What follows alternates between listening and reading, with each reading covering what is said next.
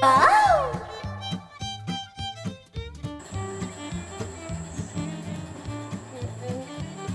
friends, welcome to Sasi Samayal.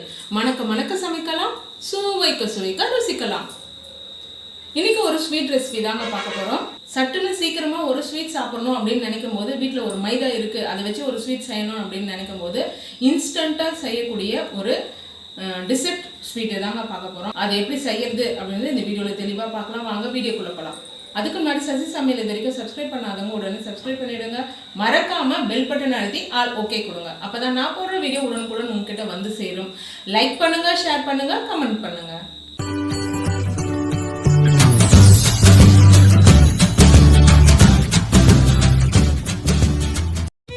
First ஒரு பாத்திரத்தில் ஒரு கப் அளவுக்கு ரவை சேர்த்துக்கிறேங்க. நான் சின்ன கப் எடுத்திருக்கேன். இதுக்கு அளவு கப்பு தான் எடுக்கணும்னு அவசியம் இல்லை. நீங்கள் எந்த கப்பால் எடுக்கிறீங்களோ அதே கப்பாலேயே அளந்துக்கோங்க. ரவை வந்து ரொம்ப நைஸாக இருக்கிற பொடி ரவை எடுத்துருக்கேங்க. சப்போஸ் நீங்கள் பெரிய ரவை எடுக்கிறதா இருந்தால் மிக்சி ஜாரில் போட்டு 2 சொத்து விட்டு அதுக்கப்புறமா சேர்த்துக்கோங்க. இப்போ அதே கப் அளவில் மைதா ஒரு கப் அளவு எடுத்துக்கிறேங்க.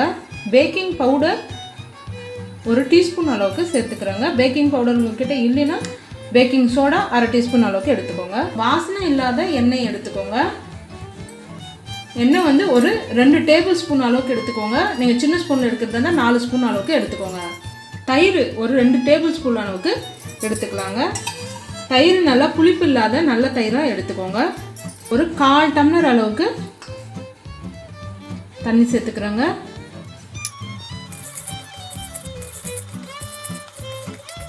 டைட்டாக இருக்குது, அதனால் இன்னும் ஒரு 1/4 டம்ளர் அளவுக்கு தண்ணி சேர்த்துக்கலாங்க.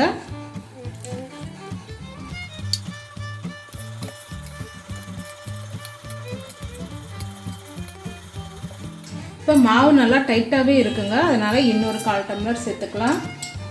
தண்ணியை முதல்ல சேர்த்துடாதீங்க, இந்த மாதிரி கொஞ்சம் கொஞ்சமாக சேர்த்து பிசைஞ்சுக்கோங்க. ஏன்னா ரவையின் தன்மையை பொறுத்து தண்ணி அதிகமாக குறைவாக கூட உங்களுக்கு இழுக்கும். பாருங்கள், இந்த அளவுக்கு டைட்டாக பிசைஞ்சாச்சுங்க. ஒரு 10 நிமிஷம் கழித்து பார்க்கலாங்க. ஒரு கப் அளவுக்கு சர்க்கரை எடுத்துக்கிறேன். அதாவது எடை அளவில் பார்த்தீங்கன்னா 250, 1/4 கிலோ. அதே கப்லேயே ஒரு கப் அளவுக்கு தண்ணி சேர்த்துக்கலாங்க. இல்லை பாகு பதம் எடுக்கணும்னா அவசியம் இல்லைங்க. ஜஸ்ட்டு இது கரைஞ்சி வந்தால் போதும். சர்க்கரை போட்டதும் ஒரு முறை இந்த மாதிரி கலந்து விடுங்க, இல்லைன்னா அடியில் போய்ட்டு அப்படியே உட்காந்து அடி பிடிச்சிரும். சர்க்கரை கொதிக்க ஆரம்பித்ததுக்கப்புறமா ஒரு 3லிருந்து 5 நிமிஷம் அளவுக்கு கொதித்து வந்தால் போதுங்க. லைட்டாக ஒரு பிசுபிசுப்பு தன்மை இருந்தால் போதும். இப்போ ஒரு 10 நிமிஷம் ஆயிடுச்சுங்க. இப்போ மாவு எடுத்து பார்க்கலாம். ரொம்ப டைட்டாக இருக்கிற மாதிரி தெரியுது, அதனால் இன்னொரு 1/4 டம்ளர் அளவுக்கு தண்ணி சேர்த்துக்கலாங்க. சேர்த்து நல்லா பிசைஞ்சு விட்டுக்கோங்க. பாருங்கள், மாவு இந்த அளவுக்கு இருந்தால் போதுங்க. மொத்தமாக நான் இந்த டம்ளரில், சின்ன டம்ளரில் 1 டம்ளர் அளவுக்கு தண்ணி சேர்த்துருக்கேங்க. இது வந்து 150 ml அளவுக்கு இருக்கிற டம்ளருங்க. இப்போ சக்கரை நல்லா கரைஞ்சி ஜீரா கொதிச்சு வந்துருச்சுங்க. இப்போ தொட்டு பார்த்தோம்னா லைட்டாக அப்படி பிசு பிசுப்பாக இருக்கணும், அவ்வளோதாங்க. இதை ஆஃப் பண்ணி ஒரு பக்கம் வச்சிடலாங்க. மாவு ஒரு பைப்பிங் பேக்கில் நம்ம சேர்க்கணுங்க. இப்போ பைப்பிங் பேக் இல்லாதனால நான் பால் கவரை யூஸ் பண்ணியிருக்கேன். அதுங்க நம்ம கேக் ரெசிபிலாம் செய்வோம் இல்லையா, அதையும் நான் வந்து வீட்லேயே ரெடி பண்ணியிருக்கேன். டம்ளரில் நம்ம ரெடி பண்ணி வச்சுருக்க கவரை இப்படி போட்டுடலாங்க. ரெடி பண்ணி வச்சுருக்க மாவை இந்த கவரில் சேர்த்துக்கலாங்க.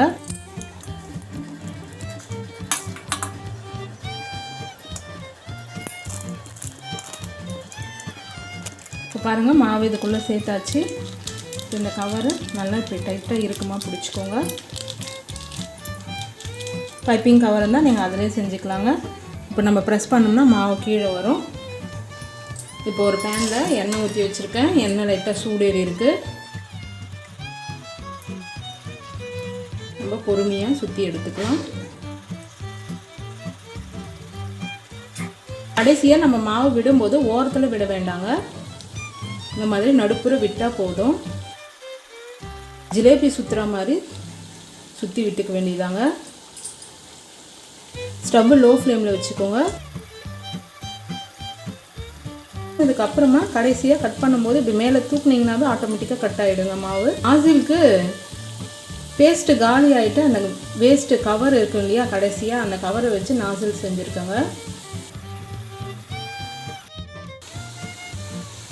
இப்போ ஒரு பக்கம் அப்படியே சிவந்திருக்கு பாருங்கள், அப்படியே இப்போ திருப்பி விட்டுக்கலாங்க. இப்போ இது எண்ணெயிலேருந்து ரிமூவ் பண்ணிடலாம். ரிமூவ் பண்ணிவிட்டு உடனே சூடான ஜீராவில் போட்டுக்கலாங்க. சப்போஸ் ஜீரா உங்களுக்கு ஆறிட்டு இருந்துச்சு அப்படின்னா மறுபடியும் லைட்டாக சூடு பண்ணிக்கோங்க. சூடு பண்ணிவிட்டு சூடான ஜீராவில் தாங்க போடணும்.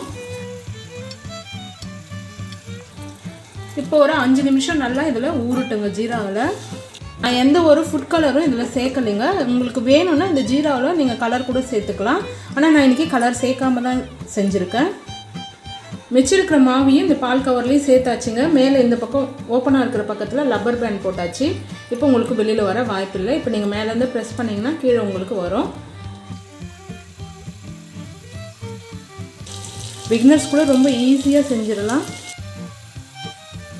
மேலே வந்திருக்கிறது திருப்ப முடியுதா பாருங்கள். ரொம்ப மாவாக இருந்துச்சுன்னா கொஞ்சம் வேகட்டுன்னு வெயிட் பண்ணுங்கள்.